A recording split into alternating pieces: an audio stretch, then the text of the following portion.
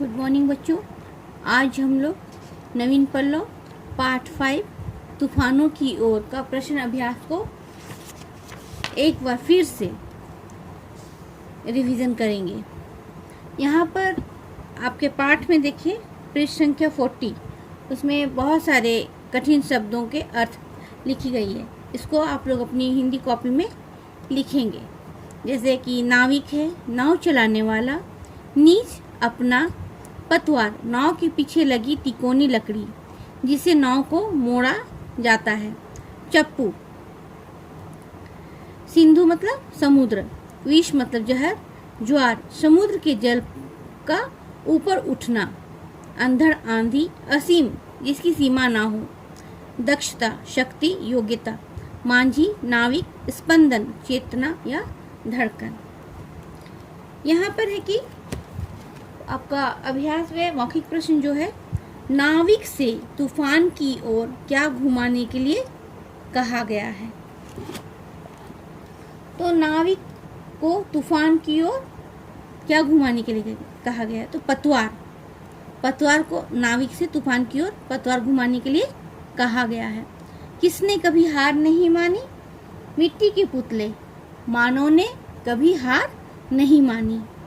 सांसों के स्पंदन तक किसका हाथ नहीं रुकता, तो सांसों के स्पंदन तक मांझी का हाथ नहीं रुकता। समुद्र ने आज क्या उगला है, समुद्र ने आज विष उगला है, मतलब ज्वार भाटा, तूफान, जो समुद्र का पानी जो पूरा ज्वार भाटा की तरह पूरा ऊपर की लहरों की ऊपर ऊंचे ऊंचे लहरों तक पहुंचते हैं, उसी को यहाँ पर बतलाया गया है कि समुद्र ने आज क्या उगला है। तो एक पंक्ति में लिखना है, इसलिए हम लोग विष बोल सकते हैं या लिख सकते हैं। अब है लघु प्रश्न। पतवार किस ओर घुमाने को कहा गया है। पतवार तूफान की ओर घुमाने के लिए कहा गया है। कविता में अंधड़ में साहस तौलने का क्या अभिप्राय है। कविता में अंधड़ तौलने का अभिप्राय है कि अंधड़ का साहस पूर्वक सामना करने से है। मतलब हमें किसी भी विपत्ति में पीछे पलट के नहीं देखना है, पूरे साहस पूर्वक उसका सामना करना है। नीडर की और एवं आत्मविश्वास, दृढ़ संकल्प होकर साहस करना है। सिंधु, हृदय और सिंधु में क्या उठा है। हृदय और सिंधु में ज्वार उठा है। मिट्टी का पुतला कौन है। मिट्टी का पुतला मानव है। कवि ने सिंधु का वर्णन किस प्रकार किया है।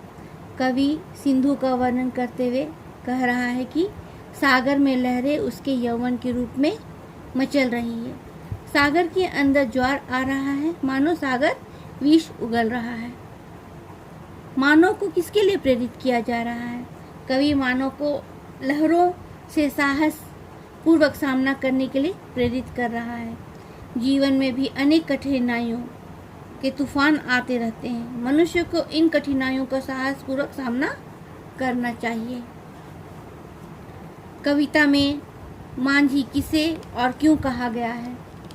कविता में मनुष्य को मांझी कहा गया है। जैसे समुद्र में नाविक कठिन लहरों से सामना करता हुआ अपनी नाव सकुशल पार लगाता है, उसी प्रकार मनुष्य भी अपने जीवन के समुद्र में नाना प्रकार की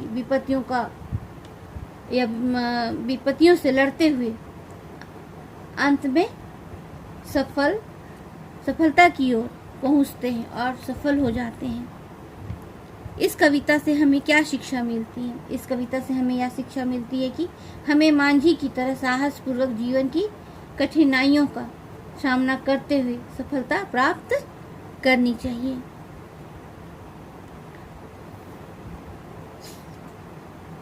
तो बच्चों, ये जो प्रश्न अभ्यास है और कठिन शब्दों के अर्थ हैं, जो बच्चे अपनी कॉपी में नहीं लिखे हैं, अपनी हिंदी कॉपी में लिख लेंगे और प्रश्न अभ्यास जो है उसका आंसर को आप लोग याद कीजिएगा।